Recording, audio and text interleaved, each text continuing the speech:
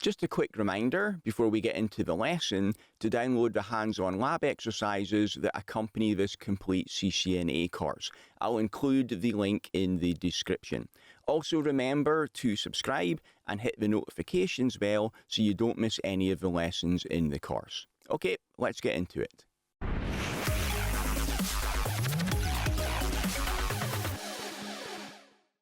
In this lecture, you'll see how to configure PAT, port address translation, with a lab demo.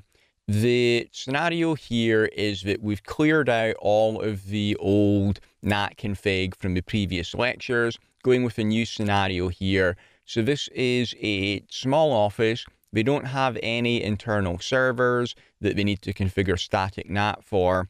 They don't have a pool of public IP addresses. They're just getting their public IP address on their outside fast0/0 interface from DHCP.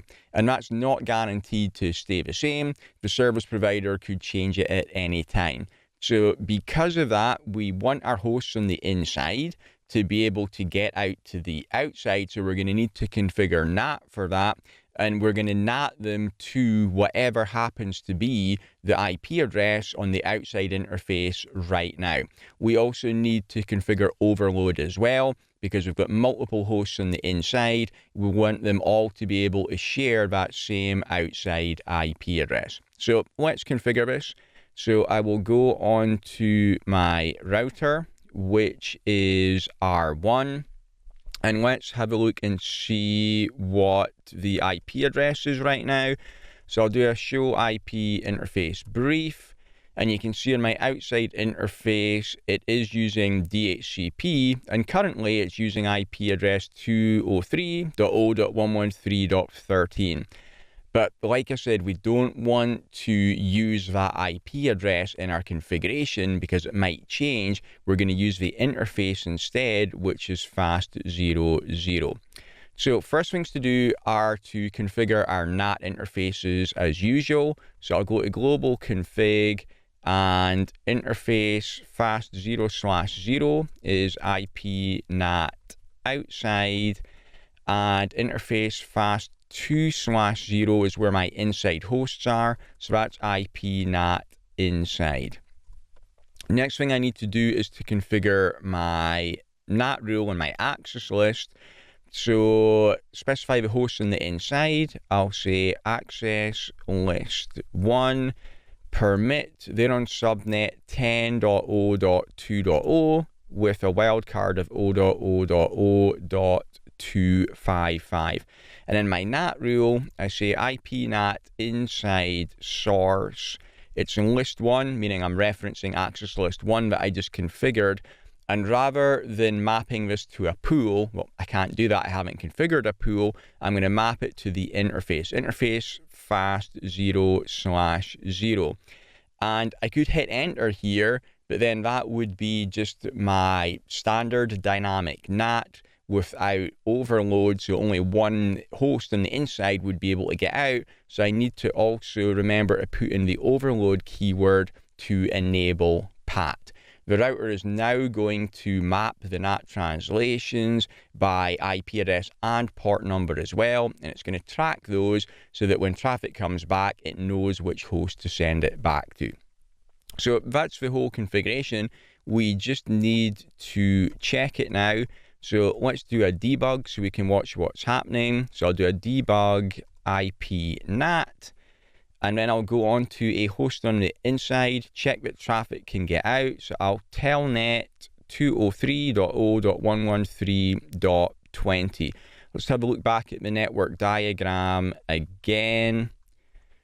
So that's the host on the outside, 203.0.113.20. That's a web server on the outside. I've already set that up and it's going to accept incoming connections on port 80. But I need to check that my NAT rule is actually working. So I'll go on to PC1 and I'll telnet to it on port 80, and that's open. So that looks good. And if I look now on R1, because I enabled my debug, I can see that the traffic came from 10.0.2.10. That is PC1. and it was NATed to the IP address of 203.0.113.13. That's my public IP address on the outside that was learned through DHCP. And I can see that the source port that was used originally from the host was 53386, and that was NATed to a source port number of 4096. And it's going out to 203.0.113.20 on destination port 80. So that all looks good. Let's also send traffic out from PC2. So I'll also telnet it out from here to 203.0.113.20 on port 80. And if I look back on my router again, I can see that it came from PC2, 10.0.2.11, and it's going out to 203.0.113.20. The source IP address was NATed to 203.0.113.13. So I'm reusing that same single public IP address that I've got. And this one, the original source port from the host was 11561, and that was translated to 4097. So it's going to be able to track the return traffic based on IP address and port number. It's all going to be going back to the same IP address, but it's going to be going back to different port numbers. So if I do a show IP NAT translations, I can see that the return traffic is all going to be coming back to 203.0.113.13, but when it's going to port 4096, the router knows to send that to 10.0.2.10. When it's going to port 4097, the router knows to send that to 10.0.2.11. Okay, so that was it. That was the entire NAT configuration. You've seen how to verify it as well for static NAT, dynamic NAT, and PAT as well. So that's just done with NAT. See you in the next section. Thanks for watching. If you'd like to get the complete course ad-free right now, then you can enroll in my CCNA Gold Bootcamp by clicking the link above my head or in the description. It also includes full study notes, quizzes, and 150 pages of additional troubleshooting labs you can't find anywhere else.